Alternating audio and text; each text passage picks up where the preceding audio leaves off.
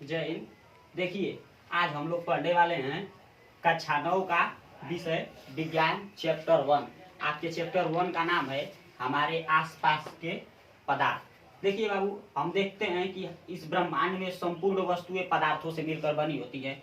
हर एक, जैसे किसी भी चीज को देख लीजिए, ये प्लास्टिक पदार्थ से मिलकर बना है, घर मकान पदार्थ से, बोर्ड पदार्थ से, यानी ब्रह्मांड में जितनी वस्तुएं हैं सभी पदार्थों से मिलकर बनी होती हैं। और पहले से ही हमारे वैदिक ऋषि मुनि बोल दिए थे कि ब्रह्मांड की सभी वस्तुएं पदार्थों से मिलकर बनी होती है, इसीलिए इन्हें पंच तत्व कहा जाता है। पंच तत्व में जैसे पदार्थ में देखिए, लकड़ी, वायु, हवा और ईंट, पत्थर, जो कुछ है सब क्या है, लोहा, सोना, चांदी, मतलब सब पदार्थ है।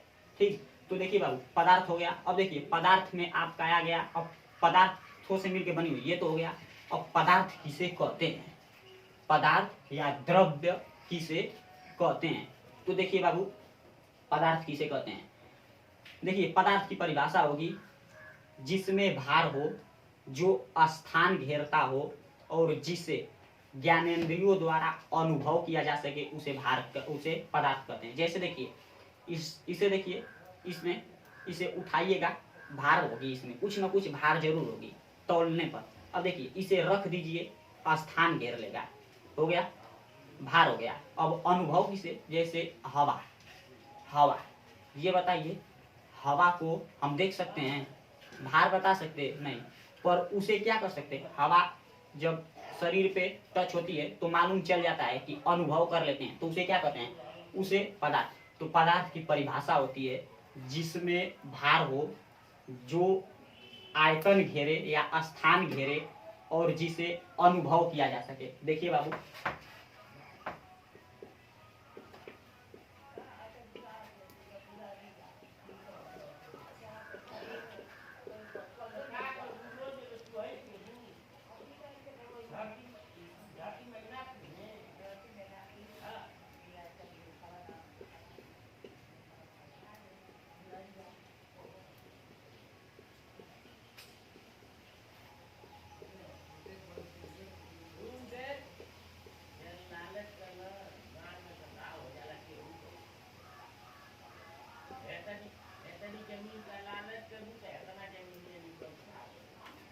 देखिए बाबू, जिसे क्या कर सके, पदार्थ किसे कहते हैं, जिसमें भार हो, जो स्थान घेरे और जिसे अनुभव किया जा सके, उसे पदार्थ कहते हैं। ये स्थान घेरेगा, इसमें भार होगी, पर हवा को अनुभव किया जा सकता है, उसे क्या कहते हैं, उसे पदार्थ कहते हैं। जैसे जैसे अब जैसे में आप कुछ भी लिख सकते हैं बाबू, जो आपको दिखाई दे सब लिख सकते हैं। मार्कर, ईंट, पत्थर, हवा, सोना, चांदी, आप उदाहरण के रूप में जो आपको दिखाई पड़े सब कुछ लिख सकते हैं बाबू। तो उदाहरण के बारे में आपको जो दिखे सब लिख सकते हैं। अब देखिए, आगे हम लोग क्या, आगे आप लोगों में दिया, आगे आप लोगों में देगा, आगे जैसे पदार्थ से संबंधित कुछ महत्वपूर्ण तथ्यों के बारे में देगा, या पदार्थ से संबंधित कुछ महत्वपूर्ण पद के बारे में हम आप लोगों को बताते हैं। तो पहले इसको आप लोग देख लीजिए, अब उसके बाद पीछे वीडियो को करके लास्ट में जब पढ़ा लेंगे तो बाबू पीछे करके सबको अगर लिखने का मन करेगा तो सीरियल वाइज से लिख लीजिएगा। तो अब देखिए, हम आगे देखने वाले हैं द्रव्यमान क्या होता है। आप लोग कभी ये बताइए, आप बार बार सुने होंगे द्रव्यमान अलग, भार को अलग, पर आप सोचेंगे कि द्रव्यमान और भार दोनों तो एक ही होता है। नहीं बाबू, केमिस्ट्री के भाषा में, रसायन विज्ञान के भाषा में द्रव्यमान और भार को बराबर कहते हैं। भौतिक विज्ञान में द्रव्यमान और भार अलग अलग होता है। तो आप बता सकते हैं कैसे होता है, बता सकते हैं? नहीं, मान लीजिए बता भी सकते हैं, आज बता देंगे बाबू, कंफ्यूजन कभी नहीं होगा। जैसे देखिए, हम आपको बता देंगे, क्या बताते हैं, ध्यान दीजिए।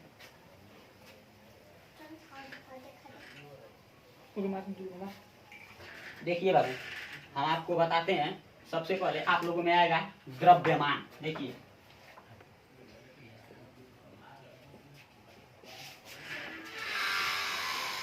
देखिए द्रव्यमान किसे कहते हैं। तो देखिए, द्रव्यमान किसी दुनिया की कोई भी, जैसे मान लीजिए, देखिए बुक, अब देखिए इसका द्रव्यमान कैसे बताएंगे, किसी पदार्थ में उपस्थित उसके द्रव्य के वास्तविक मात्रा को उसका द्रव्यमान कहते हैं।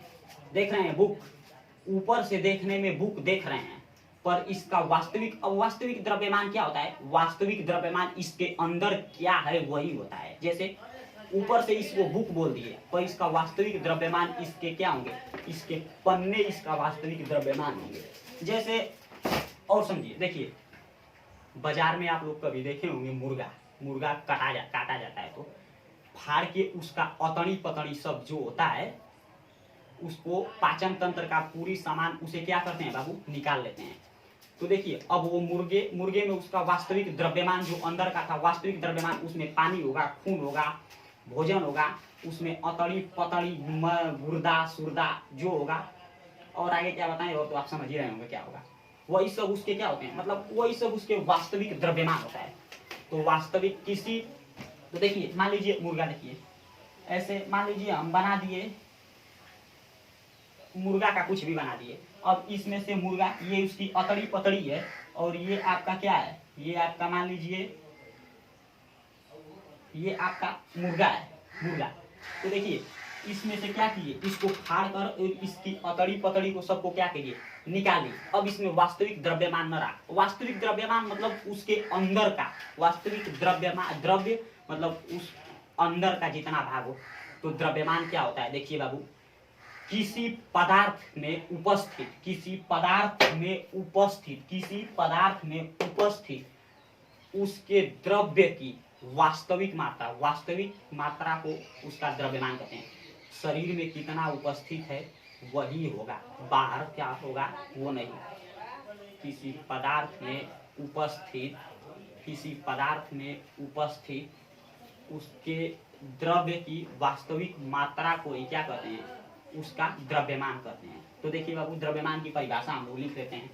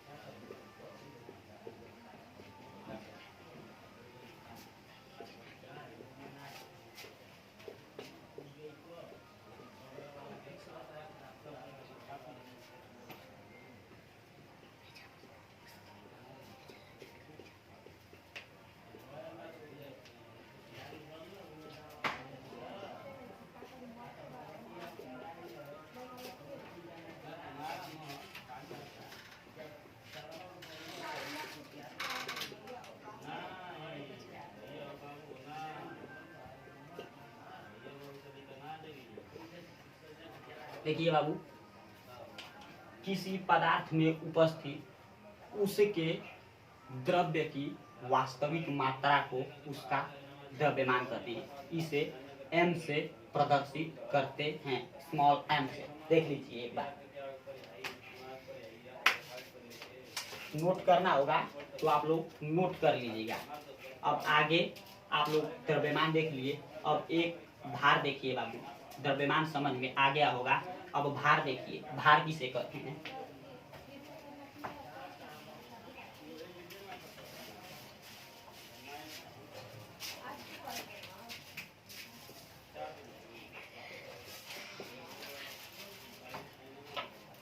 देखिए बाबू, भार किसे कहते हैं? तो भार देखिए, भार जैसे एग्जाम्पल के रूप में समझिए।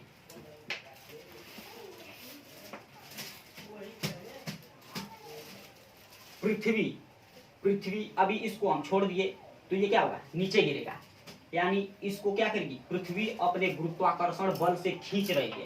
तो देखिए पृथ्वी संपूर्ण पदार्थों को अपने गुरुत्वाकर्षण बल से नीचे खींचती है। जैसे मान लीजिए इसको नीचे खींची। अब देखिए बाबू, इसे रख देते हैं।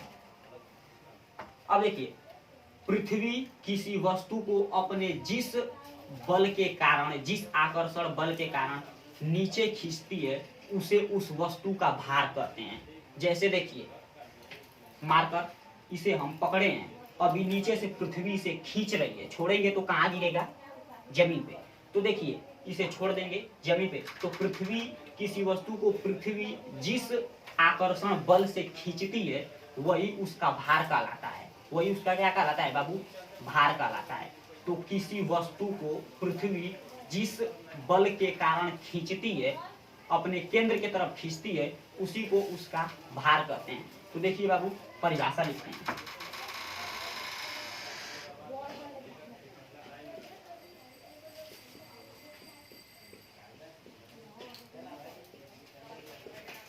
कुछ मिनट का समय आओ, अभी कुछ मिनट का समय आओ।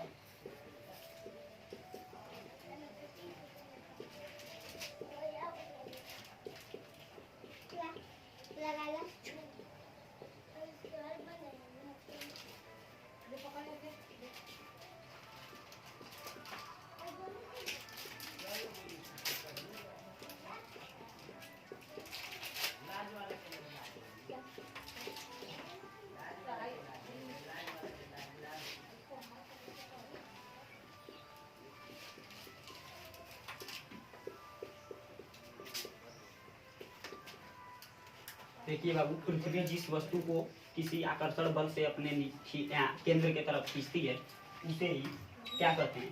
उसे ही भार कहते हैं। उसे ही क्या कहते हैं? भार कहते हैं। अब आगे देखिए, आगे हम देखेंगे द्रव्यमान एवं भार में संबंध क्या है।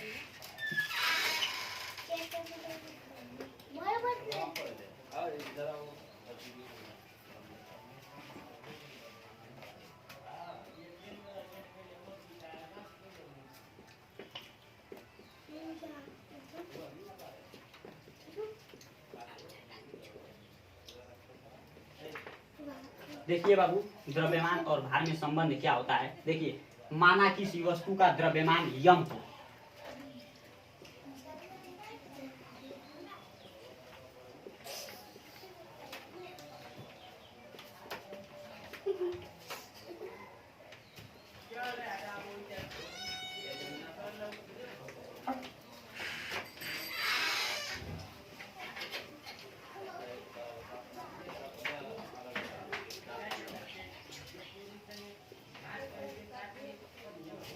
देखिए बाबू माना किसी पदार्थ का द्रव्यमान यम हो और गुरुत्वाकर्षण g हो तो W बराबर mg होता है। अब देखिए भार को और एक बात बता रहे हैं, भार को कैसे और बता सकते हैं। देखिए किसी वस्तु में उपस्थित किसी भार किसे कहते हैं? किसी वस्तु के द्रव्यमान और गुरुत्वाकर्षण के गुणनफल को उसका भार कहते हैं। जैसे देखिए क्या गुरुत्वाकर्षण का गुणनफल, ये देखिए अभी मान लीजिए इस मार्कर को हम क्या किए हैं, आपको मान लीजिए आपको कोई खंभे से ऊपर बांध दे, खंभे से क्या करे आपको, देखिए जैसे देखिए ये खंभा, ये रस्सी से आपको कोई क्या करे यहाँ से बाबू बांध दे, और बांधने के बाद नीचे से आपके ऊपर तराजू नीचे से आपके ऊपर तराजू लगाए। ये बताइए आपका 50 केजी अगर आपका भार है तो क्या आपका 50 केजी भार दिखाएगा? नहीं दिखाएगा। क्या दिखाएगा? 10 केजी, 15 केजी, 20 केजी। और अभी तो इसका मतलब ये है कि आप ऊपर से बंधे हैं तो पृथ्वी का गुरुत्वाकर्षण बल आपको खींच नहीं पा रहा है, आप ऊपर ही टने हुए हैं तो भार नहीं निकलेगा। अब देखिए अभी रस्सी को तोड़ दिए ऊपर से, आपको पृथ्वी खींचेगी, पृथ्वी तेजी से खींचेगी। तो अब आप तराजू पे आइएगा, तराजू पे जब आइएगा तब आपका एक क्यूबेट भार दिखने लगेगा। तो भार किसे? आपके अंदर आपका द्रव्यमान हुआ, द्रव्यमान और गुणते पृथ्वी का गुरुत्वाकर्षण जी को, पृथ्वी के द्रव्यमान, किसी वस्तु के द्रव्यमान और पृथ्वी के गुरुत्वाकर्षण जी को उसका भार कहते हैं। तो देखिए बाबू आई होप आप लोग द्रव्यमान एवं भार में अंतर समझ गए होंगे। भार को देख लीजिए बाबू, भार समय और स्थान परिवर्तन के साथ साथ भार परिवर्तित होता जाता है, भार बदलता जाता है, पर द्रव्यमान किसी वस्तु का कभी नहीं बदलता। जैसे देखिए पृथ्वी का गुरुत्वाकर्षण बल से 1/6 भाग होता है चंद्रमा का गुरुत्वाकर्षण। मान लीजिए आप यहाँ पे क्या है, आप यहाँ पे 60 केजी का है, अभी आप चंद्रमा पे गए तो आप 1/6 हो जाइएगा। जैसे मान लीजिए आप है 60 केजी का, घूरते 1/6 क्या हो जाएगा बाबू? 10 केजी। मतलब क्या पृथ्वी पर 60 केजी के और चंद्रमा पर गए केवल 10 केजी। हाँ बाबू, देखिए पृथ्वी का गुरुत्वाकर्षण बल चंद्रमा से ज्यादा है और चंद्रमा का गुरुत्वाकर्षण बल पृथ्वी के 1/6 भाग है। तो जब भी हम पृथ्वी पर जो वस्तु जोखेंगे नापेंगे, चंद्रमा पे उसका 1/6 भाग हो जाएगा। तो अंतर कैसे कर सकते हैं आप? तो एक परिभाषा के माध्यम से अंतर कर सकते हैं, और दूसरा बात आप लोग ये बोल सकते हैं कि द्रव्यमान, किसी वस्तु का द्रव्यमान कभी नहीं बदलता, जबकि भार स्थान बदलने के साथ साथ बदलता जाता है। पृथ्वी को छोड़कर जैसे ही बाबू आप लोग ऊपर जाइएगा, आपका भार कम होता जाएगा, और जैसे ही अंतरिक्ष में चला जाइएगा आपका भार एकदम शून्य प्रतीत होगा, और चंद्रमा पे जाइएगा तो आपका भार पृथ्वी के भार से 1/6 भाग दिखाई देगा। तो आई होप आप लोग द्रव्यमान एवं भार में अंतर समझ गए होंगे। आज के बाद द्रव्यमान और भार में कोई कंफ्यूजन आप लोग नहीं कीजिएगा। एक बार इसे देख लीजिए, नोट कर लीजिए बाबू।